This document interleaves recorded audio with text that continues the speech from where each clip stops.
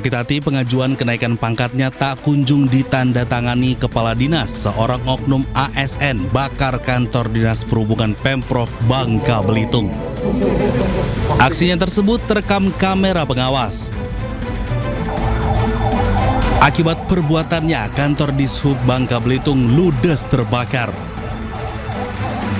Ironisnya, setelah melakukan pembakaran, pelaku sempat mendokumentasikan aksinya lalu memposting di akun media sosial. Sebelum terjadinya pembakaran, ternyata pelaku lebih dulu mengancam akan membakar dan membunuh Kepala Dishub Bangka Belitung. Ancaman itu ia tulis dalam sebuah postingan di media sosial pribadinya. Kepala Dishub Bangka Belitung, Muhammad Haris, langsung melaporkan kejadian tersebut ke polisi. Pelaku berhasil ditangkap di kediaman kerabatnya di Kabupaten Bangka Selatan. Dia merasa kesal ya, dan kecewa atas pengajuan kenaikan golongan yang tadinya dia mengajukan itu dari golongan 3B ke 3C, tetapi tidak ditandatangani oleh Kepala Dinas Perhubungan. Padahal sudah lewat 2 hari melalui saudara Arman itu tadi, ya. Tetapi tidak disetujui untuk pengajuan golongan dari golongan 3B ke 3C. Untuk pengembangan kasus lebih lanjut, polisi menyita sejumlah barang bukti. Akibat perbuatannya, tersangka terancam hukuman 9 tahun penjara. Dari Pangkal Pinang, Bangka Belitung, Haryanto, iNews melaporkan. Angin puting beliung disertai hujan es melanda wilayah kota Bekasi, Jawa Barat pada Jumat sore.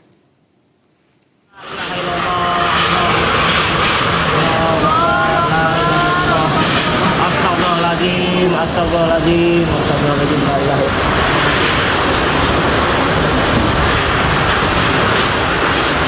Angin puting beliung menerjang dan merusak rumah-rumah warga di Jalan Raya Komsen, Jati Asih, Kota Bekasi, Jawa Barat.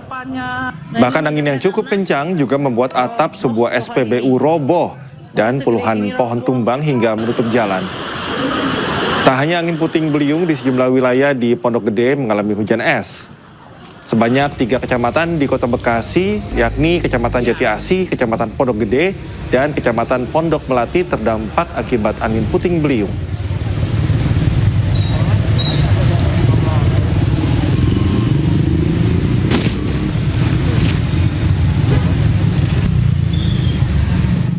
Aksi peringatan Hari Buruh di Kota Bandung, Jawa Barat diwarnai kericuhan. Kericuhan berasal dari massa yang tidak dikenal dan merusak sejumlah fasilitas.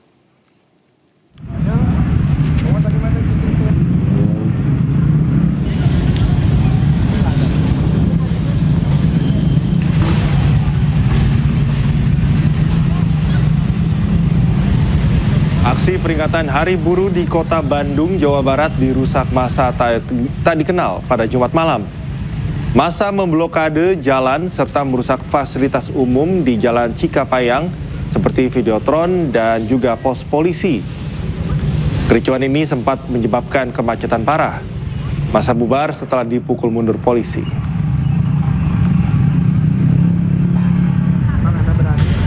Kalau melihat ciri-cirinya, saya beranggapan atau menilai bahwa itu dari kelompok mereka ya. Mereka pakaian hitam tadi menutup mukanya, kemudian membawa benda-benda yang berbahaya, membawa bahan bakar dan sebagainya dan melakukan pengerusakan. Jadi tidak ada agenda hari ini, gitu ya. Ini sudah melanggar, ini waktunya aja sudah tidak tepat. Perpres tentang pembentukan Satgas Mitigasi PHK pada peringatan Hari Buruh Internasional 2026, Presiden Prabowo Subianto juga menurunkan potongan aplikator untuk pengemudi ojek online dari 20% menjadi 8%.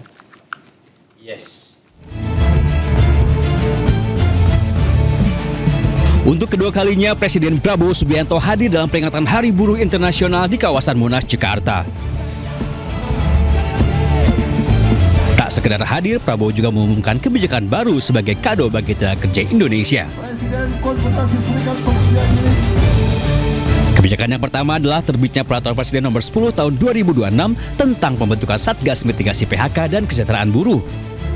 Dengan terbitnya Perpres ini, pekerja yang terancam kehilangan pekerjaan akan memiliki jaringan pengamanan dan perlindungan. Perlindungan juga diberikan bagi buruh di sektor maritim. Lewat Perpres nomor 25 tahun 2026, standar perlindungan dan kesejahteraan bagi para awak kian terjamin. Pekerja transportasi online juga turut mendapatkan kado dengan terbitnya Perpres nomor 27 tahun 2026. Maka perusahaan aplikator wajib memberikan jaminan kecelakaan kerja, pemberian BPJS Kesehatan hingga asuransi. Yang membuat para pengemudi ojol bersorak. Lewat Perpres ini, potongan aplikator ojol berubah dari 20% menjadi 8%. Di Hari Buruh Internasional, pemerintah juga berjanji membangun 1.386 kampung nelayan di seluruh Indonesia. Tidak hanya kampung nelayan, pemerintah juga berjanji menyediakan 1 juta unit rumah bagi para buruh. Rencananya, rumah akan dibangun di sekitar kawasan industri. Di sisi legislasi, setelah 22 tahun, Undang-Undang Perlindungan Pekerja Rumah Tangga atau PPRT juga akhirnya disahkan. Selain itu, Prabowo juga berjanji akan menuntaskan RUU Ketenagakerjaan. Pada peringatan Hari Buruh Internasional kali ini juga, negara mengakui Marsinah sebagai pahlawan nasional. Lewat peraturan, Presiden Prabowo Subianto mengubah skema potongan aplikator untuk pengemudi ojek online dari 20% menjadi 8%. Senada, Wakil Ketua DPR Sufmi Dasko Ahmad menyebut BPI Danantara sudah membeli saham sebagian aplikator ojek online.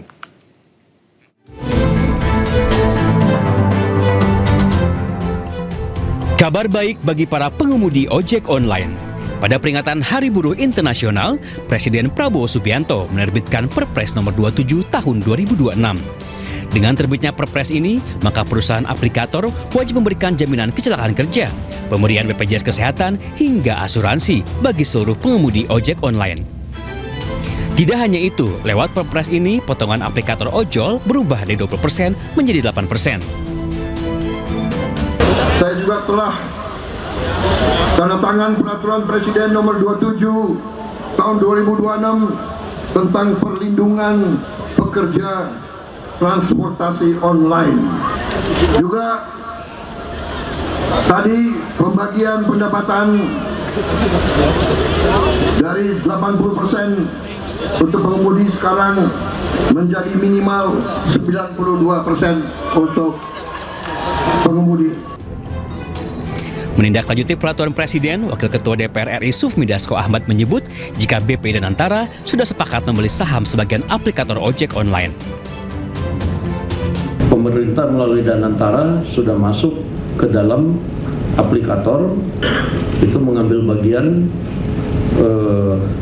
saham.